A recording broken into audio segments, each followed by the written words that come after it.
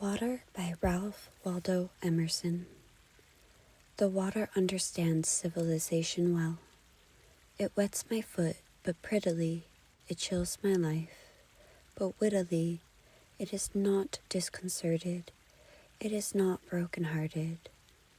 Well used, it decketh joy, adorneth, doubleth joy.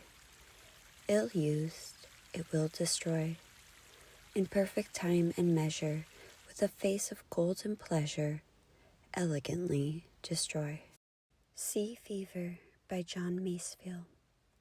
I must go down to the seas again, to the lonely sea and the sky, and all I ask is a tall ship and a star to steer her by.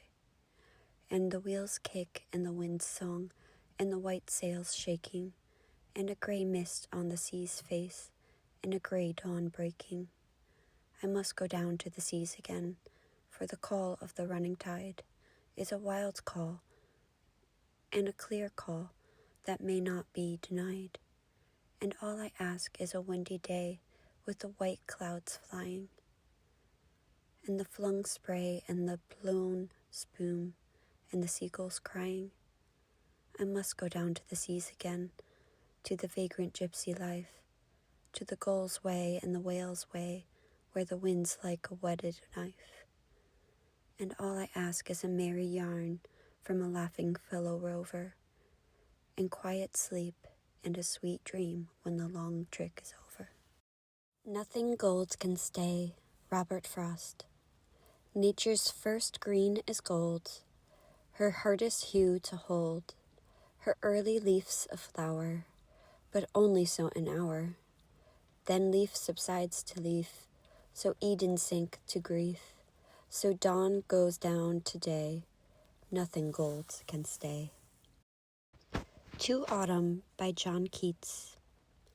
Season of mists and mellow fruitfulness, close bosom friend of the maturing sun, conspiring with him how to load and bless with fruit the vines that round the thatch eaves run, to bend with apples the mossed cottage trees, and fill all fruit with ripeness to the core, to swell the gourd and plump the hazel shells, with a sweet kernel to set budding more, and still more later flowers for the bees, until they think warm days will never cease, for summer has overbrimmed their clammy cells.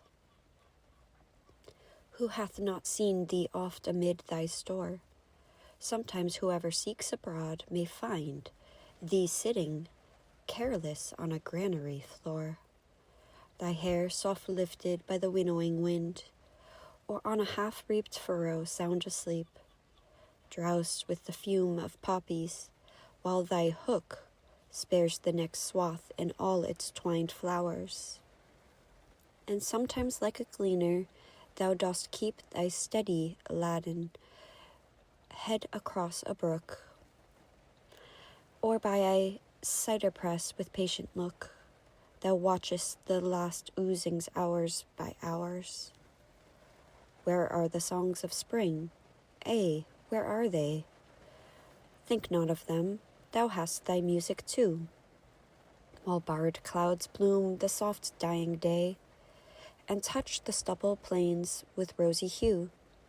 Then in a wailful choir the small gnats mourn among the river swallows borne aloft, or sinking as the light wind lives or dies, and full-grown lambs loud bleats from hilly bourne, hedge crickets sing, and now with treble soft the red breast whistles from a garden croft, and gathering swallows twitter in the skies. The Road Not Taken, Robert Frost. Two roads diverged in a yellow wood, and sorry I could not travel both, and be one traveler long I stood, and looked down one as far as I could, to where it bent in the undergrowth, then took the other, as just as fair, and having perhaps the better claim, because it was grassy, and wanted wear, though As for that, the passing there had warned them really about the same, and both that morning equally lay in leaves no step had trodden black. Oh, I marked the first for another day, yet knowing how way leads on to way, I doubted if I should ever come back. I shall be telling this with a sigh, somewhere ages and ages hence. 2 roads diverged in a wood, and I took the one less traveled by, and that has made all the difference. Tulips by Sylvia Plath. The tulips are too excitable. It is winter here.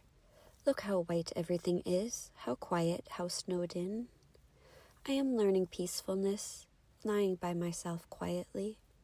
As the light lies on these white walls, this bed, these hands. I am nobody. I have nothing to do with explosions. I have given my name and my day, clothes up, to the nurses, and my history to the anesthetist, and my body to the surgeons. They have propped my head between the pillow and the sheet cuff, like an eye between 2 white lids that will not shut. Stupid pupil, it has to take everything in. The nurses pass and pass, they are no trouble. They pass the way gulls pass inland in their white caps, doing things with their hands, one just the same as another, so it is impossible to tell how many there are. My body is a pebble to them. They tend it as water tends to the pebbles. It must run over, smoothing them gently. They bring me numbness in their bright needles. They bring me sleep. Now I have lost myself. I am sick of baggage. My patent leather overnight case like a black pillbox. My husband and child smiling out of the family photo. Their smiles catch onto my skin, little smiling hooks. I have let things slip, a 30-year-old cargo boat, stubbornly hanging on to my name and address. They have swapped me clear of my loving associations. Scared and bare on the green plastic pillow trolley, I watched my tea set, my barrels of linen, my books sink out of sight, and the water went over my head. I am a nun now. I have never been so pure. I didn't want any flowers. I only wanted to lie with my hands turned up and be utterly empty. How free it is. You have no idea how free. The peacefulness is so big it dazes you, and it asks nothing. A name tag, a few trinkets. It is what the dead close on. Finally, I imagine them shutting their mouths on it, like a communion tablet. The tulips are too red in the first place. They hurt me. Even through the gift paper, I could hear them breathe. Lightly through their white swaddlings, like an awful baby. Their redness talks to my wound. It corresponds. They are subtle. They seem to float, though they weigh me down, upsetting me with their sudden tongues and their color. A dozen red lead sinkers around my neck. Nobody watched me before. Now I am watched. The tulips turn to me and the window behind me, where once a day the light slowly widens and slowly thins, and I see myself, flat, ridiculous, a cut paper shadow, between the eye of the sun and the eyes of the tulips. I have no face. I have wanted to efface myself.